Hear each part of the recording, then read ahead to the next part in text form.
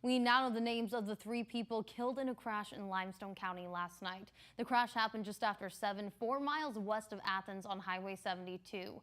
Troopers say 40-year-old Gregory McCluskey ran a stop sign and crashed into a pickup truck. McCluskey and his passengers, 27-year-old Samantha Boyd and 36-year-old Cody Barnes, all died in the crash. The passengers were not wearing seatbelts. The driver of the pickup truck was airlifted to Huntsville Hospital.